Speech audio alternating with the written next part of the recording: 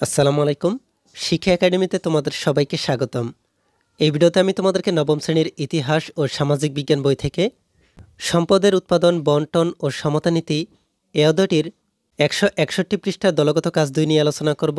আর এই দলগত কাজটিকে তোমরা কিভাবে সমাধান করবে আমি তোমাদেরকে তা দেখিয়ে দিব। তোমরা দেখতে পাচ্ছ তোমাদেরকে এখানে এই দলগত কাজ 2 এর লেখাটিতে বলা হচ্ছে, এখন আমরা দলগতভাবে নিজ এলাকার অর্থনৈতিক সমস্যাগুলোর কোনটি ব্যষ্টিক ও কোনটি সামষ্টিক অর্থনীতির অন্তর্ভুক্ত তা নির্ণয় করি। তাহলে তোমাদেরকে এখানে এই ছকটিতে প্রথমেই বলা হচ্ছে ব্যষ্টিক অর্থনীতি লিখতে হবে তোমাদেরকে এখানে, আর এই পাশে তোমাদেরকে বলা হচ্ছে সামষ্টিক অর্থনীতি লিখতে হবে। তোমরা কিভাবে দলগতভাবে এই ছকটিকে সমাধান করতে পারো আমি তোমাদেরকে তা একটি নমুনা সমাধানের মাধ্যমে দেখিয়ে দিচ্ছি। তার আগে তোমরা যারা এখনও আমাদের চ্যানেলটিকে সাবস্ক্রাইব করোনি তারা এখনই আমাদের চ্যানেলটিকে সাবস্ক্রাইব করে রাখো, আর যারা সাবস্ক্রাইব করেছো তাদেরকে অসংখ্য ধন্যবাদ। তোমরা দেখতে পাচ্ছ আমি এখানে তোমাদের জন্য দলগত কাজ 2 এর সমাধানটিকে লিখে নিয়েছি। তোমরা আমার দেওয়া এই সমাধানটিকে ভালোভাবে দেখে তোমাদের নিজেদের মতো করে এই ছকটিকে সমাধান করে নিবে।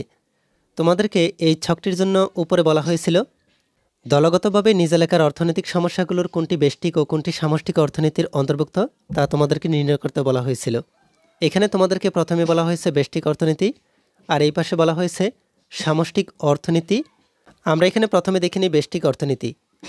স্বল্প মজুরি, বন্যা, স্বল্প পুঁজি, অনুন্নত কৃষি ব্যবস্থা, মধ্যস্বত্বভোগী, দুর্বল বাজার কাঠামো, স্বল্প উৎপাদন।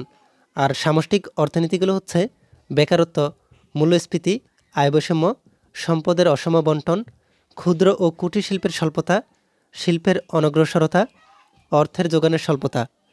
তাহলে তোমরা দেখতেই পাচ্ছ তোমরা কিভাবে এই ছকটিকে সমাধান করতে পারো। এই ভিডিওতে এই পর্যন্তই। পরবর্তী ভিডিওতে আমি তোমাদেরকে ওদের পরবর্তী কাজগুলোকে তোমরা কিভাবে সমাধান করবে আমি তোমাদেরকে তা দেখিয়ে দিব। এই ভিডিওটি তোমাদের কাছে ভালো লাগলে ভিডিওতে কমেন্ট করে জানিয়ে দাও, আর পরবর্তী সকল ভিডিওগুলো পাওয়ার জন্য আমাদের এই চ্যানেলটিকে এখনই সাবস্ক্রাইব করে রাখো।